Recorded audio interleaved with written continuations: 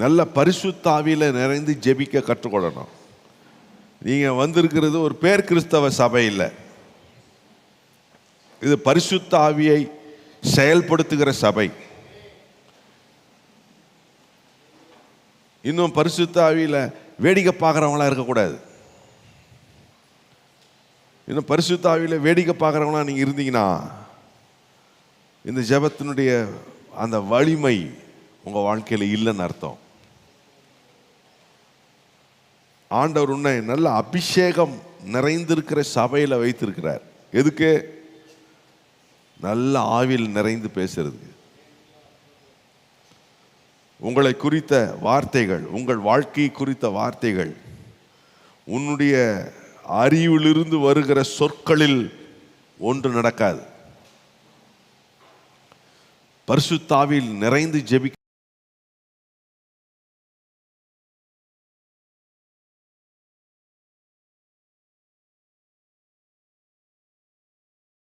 இருக்கக்கூடாது. அல்லேலூயா. அந்நிய பாஷை இல்லாத ஜெபம் எப்படிப்பட்டதுன்னா தோட்டா இல்லாத துப்பாக்கி போல. துப்பாக்கி இருந்து என்ன பிரயோஜனம்? உள்ள என்ன இருக்கணும்? ஆமா, குண்டு இருக்கணும், புல்லட் இருக்கணும். நிறைய பேர் அப்படித்தான் வச்சிருக்கிறாங்க. கிறிஸ்தவங்க ஜெபம் பண்றாங்க. அவங்களுக்கு இது வரைக்கும் நடந்ததை வச்சு ஜெபம் பண்ண தெரியும், நடந்துட்டு இருக்கிறத பத்தி ஜெபம் பண்ண தெரியும். ஆனா இனி என்ன நடக்க போகுதுன்னு ஜெபம் பண்ண அவங்களுக்கு தெரியாது. ஏன்னா பரிசுத்த ஆவி அவங்ககிட்ட இல்லை. ஆவியானவர் நமக்கு கொடுக்கப்பட்டதுடைய நோக்கமே அதான். ஏற்கனவே நடந்து போச்சே, அதான் நடந்துகிட்டு இருக்குதே. என் ஜெபத்தின் நோக்கமே அடுத்ததை மாத்துறதுக்கு தான். கை வச்சு சொல்லுங்க, என் ஜெபம் அடுத்ததை. கை வச்சு சொல்லுங்க, அடுத்ததை. அடுத்தது என்னன்னு சொல்றது நிறைய பேர் இருக்கிறான். கட்டம் சரியில்லைன்றான். அடுத்தது என்னவா? உன் கட்டம் சரியில்லை, இது சரியில்லை அப்படின்றான். எது சரியா இருந்தா என்ன, இல்லாட்டி என்ன, மாத்தக்கூடிய வல்லவர் எனக்குள்ள இருக்கிறார். ஹலோ, இருக்கிறீங்களா? நெக்ஸ்ட் சேஞ்ச், அந்த மாற்றத்தை ஏற்படுத்தக்கூடிய வல்லமை பரிசுத்த ஆவியில தான் இருக்குது.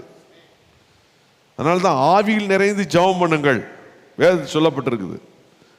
ஆராதனை செய்யும் போதும் ஆவியோடு உண்மையோடும் ஆராதனை செய்யணும்.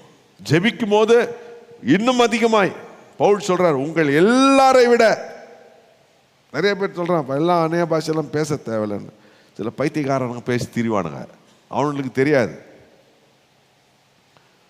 ஏன் அவங்கள பைத்தியக்காரன் சொல்றேன் அப்படின்னா, அவங்க தான் பெரிய அறிவாளின்னு நினைக்கிறாங்க. ஆவியின் காரியங்கள் ஆவிக்கேற்ற விதத்தில் பகுத்தறியப்படுகிறது. உன் மாம்சத்தையும் அறிவையும் ஆவிக்கேற்ற காரியங்களை அறிந்து கொள்வதற்கு நீ பயன்படுத்தினால் முட்டாள். யாரா இருந்தாலும் அவங்க யாரு? முட்டாள். ஆவிக்கேற்ற காரியம் ஆவிக்கு மட்டும்தான் புரியும், இந்த அறிவுக்கு புரியாது. அதனால ஆவிக்கேற்ற காரியங்களை கர்த்தர் நமக்கு வெளிப்படுத்தும் போது அதுல அப்பியாசத்தை உடையவர்களாய் மாறணும். இந்த ஜெபம், இந்த 5 வாரம் ஜெபம் ஆயிடுச்சு, இன்னும் ஆவியில் நிறைந்து ஜெபம் பண்ண தெரியாதவங்களா நீங்க இருந்தீங்கன்னா இந்த ஜெபமே வேஸ்ட். அதான் நான் ஆரம்பத்தில் சொல்லிட்டேனே, டோட்டா இல்லாத கையில துப்பாக்கி இருக்குது. காலைல எழுந்துச்சு என்ன பண்ற? ஜெபத்துக்கு வந்துட்டேன். ஆனா உள்ள என்ன இருக்குது? இருக்குதா? தோட்டா இருக்குதா? அது வந்துச்சுன்னா போய் எப்படி தோட்டா வந்து எதிர்காலத்தில் போய் அடிக்குதோ அது மாதிரி பரிசுத்த ஆவியானவர் என்னெல்லாம் செய்யணும். அங்கே பிசாசு ஏதாவது தடை வச்சிருப்பான். இன்னைக்கு நீ செஞ்ச ஜெபம் நாளைக்கு நடக்க போற காரியத்தை ஆண்டவர் ஏற்கனவே உன் மூலமா எல்லா கோணலானவைகளை சரியாக்கிட்டார். ஏமாத்திரம் ஏற்கனவே அங்கே வந்துகிட்டு இருக்கிறான். உன்னுடைய காரியங்களை பறிப்பதற்கு, உனக்கு ஏமாற்றங்களை தருவதற்கு, கொல்ல, அழிக்க, திருடன் கூட்டமா அவன் நேரடியாக திருடுவான், மறைமுகமா திருடுவான், ஆள் அமைச்சு திருடுவான்.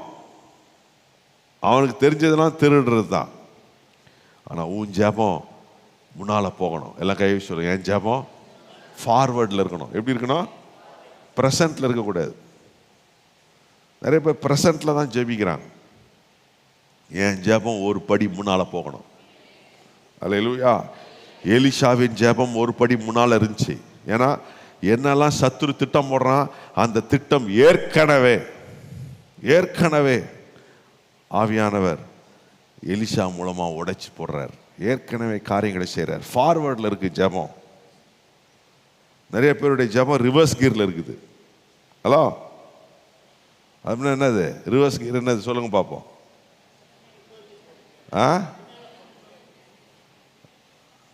பின்னோக்கி பார்க்குறது. ஜபத்து தான் வந்துக்கிறீங்க முன்னால் நோக்கி தான். ஆனால் வண்டி எப்படி போகுது? முன்னால் போகிறதுக்கு பதிலாக சிலருக்கு அங்கேயே நிற்கிது வண்டி. பின்னால் போகிறதுனா என்ன? எப்போ பார்த்தாலும் பிரச்சனையே பேசுறது, நடந்ததே பேசிகிட்டு இருக்குது. இப்படி ஆச்சு ஆண்டவரே, இவன் ஏமாத்தினா ஆண்டவரே, என் காசை நான் தொலைச்சிட்டா ஆண்டவரே, இந்த காசு போயிடுச்சு ஆண்டவரே, அது ஆயிடுச்சு ஆண்டவரே, இது ஆயிடுச்சு ஆண்டவரே. ரிவர்ஸ் கீர்லேயே போகிறான். வாழ்க்கையில் ஒரு முன்னேற்றம் ஜபத்தினால வராது. இருக்கிற காரியங்கள் ஸ்தோத்திரம் உட்காந்துருக்கிறான். முன்னால் போனோம் ஜபம். கை வச்சு என் ஜபம் எப்படி போனோம்? தோட்டா முன்னால் போவோமா பின்னால் வருமா? ஹலோ, நிறைய பேருக்கு டவுட் ஆகுது. யோசிக்கிறேன் பாஸ்டர், தோட்டா பின்னால் போனாலும் போவோம் அப்படின்னு இருக்கிறவங்க இருக்கீங்களா? தோட்டா ஒரு நாளும் அது உள்ள போட்டு டப்பாக்குன்னு அடிச்சுனா அது நீ நினைச்சதை விட முன்னால தான் போமா ஒழிய ஒரு நாள் பின்னால போறதுக்கு வாய்ப்பே இல்லை. இருக்கிற இடத்துல விழுறதுக்கும் வாய்ப்பே இல்லை. அதுதான் பரிசுத்த ஆவியின் வல்லமையான ஜபம். ஒவ்வொரு நாளும் ஜெபிக்கணும். அதில் வல்லமையாக நீங்கள் ஜெபிக்க கற்றுக்கொள்ளணும். ஆமென். அல்லேலூயா, அல்லேலூயா. என்னை நோக்கி கூப்பிடு. என்ன சொன்னார் ஆண்டவர்? என்னை நோக்கி கூப்பிடு, அப்போ நான் உனக்கு அறியாததும் பெரிய காரியங்களை அறிவிப்பேன். ஏன் அறிவிக்கிறார்? செய்யறதுக்காக தான் அறிவிக்கிறார். இப்பவே நான் உனக்கு முன்பதாக போய் எல்லா கோணலானவைகளை செம்மையாக்கி கரடு முரடானவைகளை சமப்படுத்தி, அது மேடானாலும் பள்ளங்களானாலும் உனக்கு சமமாக்கி உனக்கு தருகிற ராஜா உனக்கு முன்பதாக செல்கிறார். நான் தான் உன் ராஜா நான் சொல்லியிருக்கிறார். அதனால நம்முடைய ஜெபம் ஃபார்வர்டில் இருக்கிறதுக்கு அந்த அப்பியாசங்கள் நம்ம வாழ்க்கையில் இருக்கணும். அந்த அந்த அந்த காரியங்களை நம்ம அறிந்தவங்களா இருக்கணும். ஆமென். ஏசியா 60:1 நேற்று வசனத்தினுடைய ஒரு தொடர்ச்சியை இன்னைக்கு ஆண்டவர் நமக்கு கொடுக்க விரும்புகிறாரு. 60ஆம் அதிகாரம் ரொம்ப ஒரு அருமையான ஒரு அதிகாரம். அந்த அதிகாரம் முழுவதுமே கர்த்தருடைய பிள்ளைகள் அட்வான்ஸாக போகணும். எப்படி இருக்கணும் சொல்லுங்க? அட்வான்ஸாக இருக்கணும். ஹலோ சொல்லுங்களேன். ஆமாம், நல்ல அட்வான்ஸ்டாக இருக்கணும். நல்ல ஆண்டவருடைய நாமத்துக்கு மகிமையாக ஆண்டவர் வைத்திருக்கிற காரியங்களில் நல்ல முன்னுக்கு இருக்கிற அனுபவம் உடையவர்களாய் கர்த்தர் நம்ம ஒவ்வொருவரையும் மாற்ற விரும்புகிறார். ஆமென். அல்லேலூயா. எழும்பி பிரகாசி, உன் ஒளி வந்தது, கர்த்தருடைய மகிமை உன்மேல் உதித்தது. 2ஆம் வசனம் சொல்லுது, இதோ இருள் பூமியையும் காரிருள் ஜனங்களை மூடும், ஆனாலும் உன்மேல் கர்த்தர் உதிப்பார், அவருடைய மகிமை உன்மேல் காணப்படும். நல்ல கையை வச்சு சொல்லுங்க, அவருடைய மகிமை என் மேல இருக்க போது. கையை வச்சு சொல்லுங்க. யாருக்கு எப்படி எனக்கு தெரியாது, ஜபம் பண்ற எனக்கு தேவ மகிமை என் மேல் இருக்கிறது. நல்ல வலது கருத்தை உயர்த்தி சொல்லுங்க. ஜெபிக்கிற என் மேல, நல்ல சத்தத்தை உயர்த்தி நல்ல சத்தமா சொல்லுங்க. ஜெபிக்கிற என் மேல சொல்லுங்க சொல்லுங்க. இன்னும் 2 வாட்டி சொல்லுங்க. ஜெபிக்கிற என் மேல மகிமை உதிக்கும். அல்லேலூயா. உன் வெளிச்சத்திற்கு ஜாதிகளும், உதிக்கிற உன் ஒளியினிடத்திற்கு ராஜாக்களும் நடந்து வரும். நாட்டை ஆள்றவனாக இருந்தாலும் சரி, அவன் யாராக இருந்தாலும் சரி, என் வெளிச்சத்தில் நடந்து வருவான். நல்லா இருக்கிறீங்களா? அதுக்கு தான் கர்த்தர் அவருடைய பிள்ளைகளுக்கு வெளிச்சத்தை தர்றார்.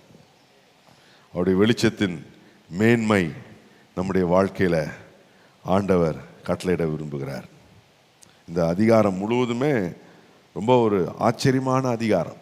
முதல் 13 வசனங்கள் எப்படி ஆண்டவர் காரியங்களை செய்ய போறாரு அப்படின்ற விளக்கத்தை அந்த வசனம் கொடுக்குது. இருளில் இருந்து எப்படி நான் பிரகாசிக்க போகிறேன். 14ஆம் வசனத்திலிருந்து எப்படி ஆண்டவருடைய பிள்ளைகள் உன்னை ஒடுக்கினவன், உனக்கு நஷ்டம் செஞ்சவன், உனக்கு ஏமாத்து வேலை செஞ்சவன், இவனெல்லாம் ஆண்டவர் சும்மாவே விட மாட்டார். வெளிச்சம் பிரகாசிச்சா எல்லாம் தானா என்கிட்ட வரும். கை வச்சு சொல்லுங்க, வெளிச்சம் வந்தா அவன் ராஜாவானாலும் என் வழியில் தான் வந்தாகணும்.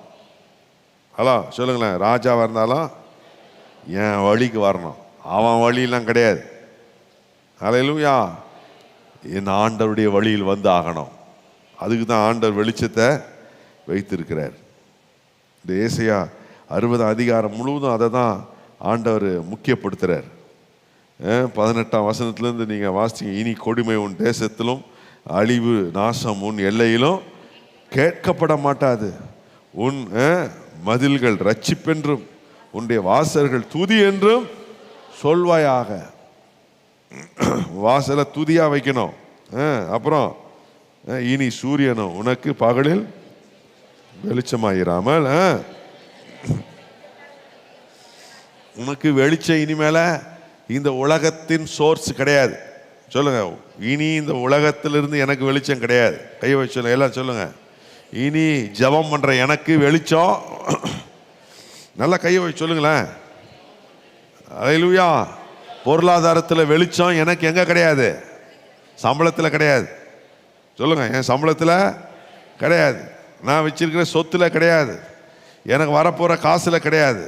எனக்கு வெளிச்சம் என் ஆண்டவரிடத்தில் இருக்கிறது. அல்லேலூயா, அல்லேலூயா. இனி சூரியன் உனக்கு வெளிச்சம் இல்லை, இனி சந்திரன் உனக்கு வெளிச்சம் பிரகாசிக்காமலும் கர்த்தரே. சொல்லுங்க, கையை வச்சு சொல்லுங்க, கர்த்தரே. நல்லா சத்தமா சொல்லுங்க, நல்லா வாயை திறந்து. வசனம் தெரியுதா? போட்டிருக்காங்களா? கர்த்தரே. சொல்லுங்க, எனக்கு எனக்கு என் குடும்பத்துக்கு என் பிள்ளைகளுக்கு நித்திய வெளிச்சமாயிருப்பார். என் துக்க நாட்கள் முடிந்து போகும். கையை தட்டி சொல்லுங்க, ஆண்டவருக்கு மகிமை. நல்ல ஆவியில் நிறைந்து, நல்ல ஆவியில் நிறைந்து சொல்லு, என் துக்க நாட்கள் முடியுது, இயேசுவின் நாமத்துல முடியுது. ஆமென். பிசாசுக்கு என்ன விருப்பம்? அதே பிரச்சனை இல்லை, அதிலே உட்கார்ந்துட்டு இருக்கிறது அவனுக்கு ரொம்ப சந்தோஷம். சில மனிதர்களுக்கும் சந்தோஷம்தான். அதே பிரச்சனையில் நீ இருந்தா அவங்க ஹாப்பி. ஆனா ஆண்டவருக்கு தான் ஒரு சந்தோஷம் இருக்குது. அது என்னன்னா, உன்னுடைய துக்க நாட்களுக்கு ஒரு முடிவை கட்டுறார். ஆமென், அல்லேலூயா. ஏன் 20ஆம் வசனம் சொல்லுது, உன் சூரியன் இனி அஸ்தமிப்பதும் இல்லை, உன் சந்திரன். ஹலோ, நம்ம பார்க்குற சோர்ஸ் எல்லாம் கொஞ்ச நேரம் தான், தற்காலிகம், டக்குன்னு மறைஞ்சிருது. இப்போ காலையில் சூரியன் போகும்போது வருமா? வரும், விசுவாசியம். ஆனால் எவ்வளோ நேரம் நிற்கும்? சாயந்தரத்தோடு அது இங்கே போயிடுது, மறைஞ்சு போயிடுது. ஆனால் ஆண்டவர் சொல்கிறாரு, ஏன் வெளிச்சம். கை வச்சு சொல்லுங்க, கர்த்தருடைய வெளிச்சம். கை வச்சு சொல்லுங்க, ஆண்டவரே இந்த வெளிச்சத்தில் நான் இருக்கிறேன். கையை வைத்து சொல்லுங்க, ஆண்டவரே இந்த வெளிச்சத்தில் என்னை வச்சிருக்கிறீங்க. என்னை ஒடுக்கினவங்க, நான் கஷ்டப்பட்ட நாட்கள், நான் வேதனைப்பட்ட நாட்கள், என்கிட்ட பிடுங்கிட்டு போன நாட்கள் எவ்வளோ, அதெல்லாம் வேதனை. எனக்கு அந்த வேதனையை நான் மறக்கலை, கர்த்தரும் மறக்கலை. அல்லேலூயா. அவரே உனக்கு வெளிச்சமா மாறுறார். அல்லேலூயா. அவர் இனி அஸ்தமிப்பதில்லை. தேவ பிரசன்னம் வாழ்க்கை விட்டு இனி நீங்கி போவதில்லை. அல்லேலூயா. எத்தனை பேர் கைகளை வைத்து சொல்றீங்க, ஆண்டவரே உம்முடைய பிரசன்னத்தினால் என்னை நிரப்ப, என்னை நான் உன்னை ஆண்டவரே உம்முடைய கரத்தில் அர்ப்பணிக்கிறேன். எத்தனை பேர் கைகளை போய் சத்தமா ஆமென் என்று சொல்றீங்க? ஹல்லேலூயா. 3 காரணத்துக்காக தான் ஆண்டவர் எழும்ப சொல்றார், பிரகாசிக்க சொல்றார். 1, வெளிச்சம் வந்துருச்சு, இயேசு எனக்குள்ள வந்துட்டார், இயேசுவின் பிரசனம் எனக்குள்ள வந்துருச்சு. கையை வச்சு சொல்லுங்க, இயேசுவின் பிரசனம் வந்துருச்சா இல்லையா? உங்களுக்கு ஆஸ்டிங்லாம் கரெக்டாக பண்ணுறீங்களா? சிலதான் பார்த்தா சில கூட்டம்லாம் குறைஞ்சிச்சு, ஏன்னா என்னால் முடியல அப்படின்னு ஜகா வாங்கிட்டாங்கன்னு நினைக்கிறேன். முடிவு பறையும் நினைத்திருக்கிறவனே ரட்சிக்கப்படுவான். பாருங்க, தேவ பிரசனம் வந்துருச்சு, எனக்குள்ள இருக்குது. கை வச்சு சொல்லுங்க, நான் உணர்றேன். நீங்க உணர்றீங்களா? காலைல 5 மணிக்கு இல்லை, எப்போ உபவாசம் ஆரம்பிச்சனோ அப்பவே என்னாச்சு? அவருடைய பிரசனம் என்னையும் என் வீட்டையும் என்னுடைய வாழ்க்கையும் எல்லா இடத்தையும் கர்த்தர் அவருடைய பிரசனத்தினால் நிரப்ப ஆரம்பிச்சிட்டார். என் ஆண்டோடைய வெளிச்சம் வர ஆரம்பிச்சிருச்சு. ஹல்லேலூயா, ஹல்லேலூயா. ஆண்டவர் உதித்து விட்டார். இயேசு என் வாழ்க்கையில வந்துட்டார். சும்மா இயேசு வந்துட்டாருன்னா வாயில சொல்ற ஆள் இல்லை, அதை ரியலா உணர்ற ஒரு ஆள். இயேசு எனக்கு இருக்கிறார். ஜெபம் பண்ணும்போது ஏசப்பா எனக்கு முன்னால் இருக்கிறார். தாவீது தான் சொல்றார், கர்த்தர் எப்பொழுது எனக்கு ஹலோ தேவைப்படும் போது முன்னால் தூக்கிட்டு வந்து வைக்கிறது இல்லை. அது ஜெபம் பண்ணாதவங்க. ஜெபம் பண்றவங்க எப்பொழுதும் கர்த்தர் சொல்லுங்க, எப்பவுமே. நான் ஒரு இடம் போனா யார் நிற்கிறான் முன்னால? கர்த்தர் நிற்கிறார். ஒரு ஆஃபீஸ்க்கு போனா ஆண்டவர் நிற்கிறார். என் வேலை ஸ்தலத்துக்கு போனா ஆண்டவர் முன்னால் நிற்கிறார். சர்ச்சுக்கு வந்தா அங்கேயும் அவர் தான் நிற்கிறார். எங்க போனாலும் அவர் தான். கர்த்தர் என்னோடு கூட இருக்கிறார். ஆமென். வெளிச்சம் வந்துருச்சு. அதான் வசனம் சொல்லி, எழும்பி பிரகாசி, உன் ஒளி வந்தது, வந்துருச்சு.